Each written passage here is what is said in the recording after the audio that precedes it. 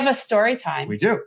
We have a story time. So tonight we will be reading an excerpt. It's actually not even an excerpt. This is definitely one of the best graphics you've ever made. I know you love this one. So tonight we'll be addressing an excerpt from The Oligarch Chronicles, Tales of Emasculated Men Vying to Destroy the World. And tonight's subject is none other than this douchebag.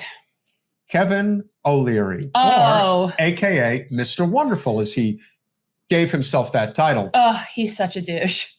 He is just such a douche. So I want to explain to you guys why he is so terrible.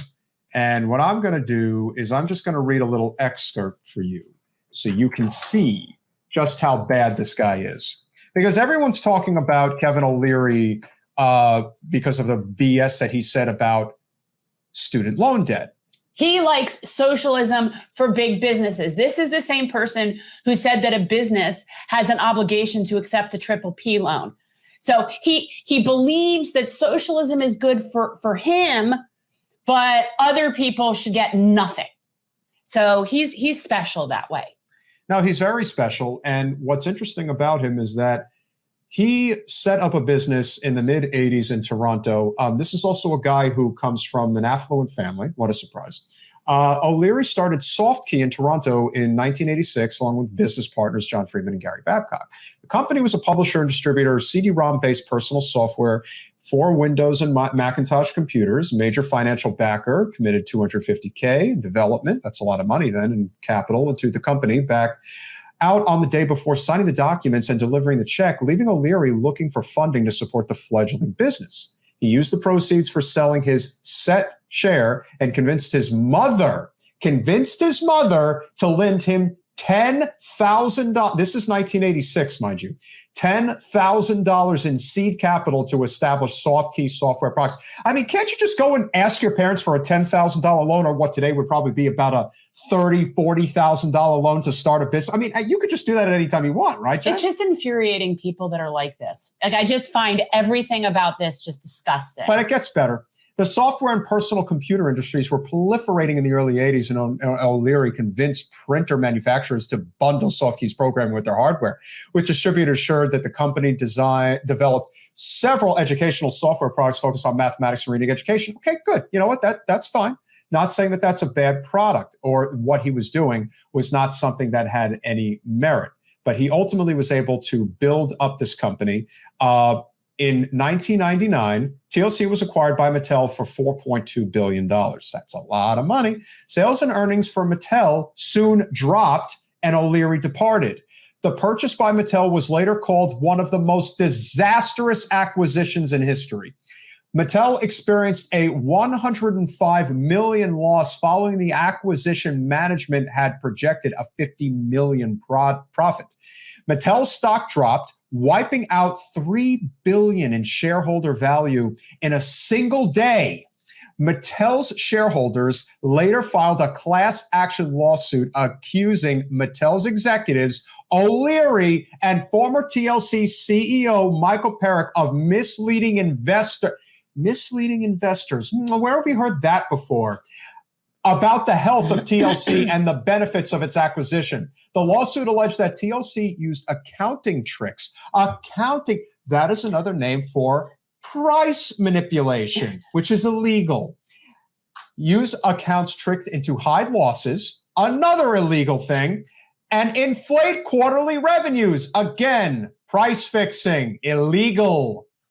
O'Leary and his defendants disputed all of the charges. Mattel paid $122 million to settle the lawsuit in 2003. O'Leary blamed the technology meltdown and a culture clash of management of the two companies for the failure of the acquisition. O'Leary and backers from Citigroup made an unsuccessful attempt to acquire the video game company Atari. O'Leary made plans to start a video gaming television channel that never came to fruition. So he's basically, there's a reason he's a fraud. Well, there's a reason he's on a show called Shark Tank. He's a shark. Yeah, he is a shark. He's a shark. So socialism for me, businesses have a duty to tap government programs. A duty. A duty. So basically socialism for the rich. Nothing for thee. Biden's student loan forgiveness plan is a horrible idea. This is Mr. Wonderful. And of course,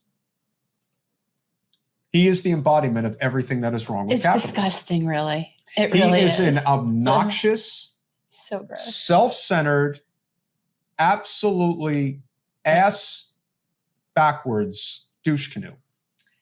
And he has been able to get away with this for a very long time.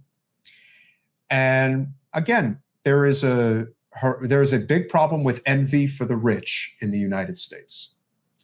And even though, as it is painfully clear that O'Leary, well, let's just say skated on the law and was able to get away with what he was able to get away with, you know, he is the ultimate venture capitalist of the worst kind. He has no sympathy. He has no regard for the law or anybody who gets in his way because he's ruthless. You just described like most of Congress. That's true. But O'Leary is a very rich man. Again. And he's regarded as somebody who, because he's on Shark Tank, must know things. No. You know, look, there is something to be said for having this sort of mentality of, I'm going to get what I'm going to get and I'll run over whoever I have to in order to do it. But you know what? Mark Cuban has ethics. Robert Herjavec has ethics. Barbara Corcoran even has ethics. Lori Greiner. Is it? I don't watch that stuff. I'm forgetting his name. I don't watch that show.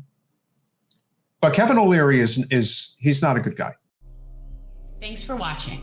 If you want to support our mission to transform politics into service, please like this video, subscribe, follow us on social media, and consider joining our Patreon, where you'll get early access to our interviews as well as other exclusive content.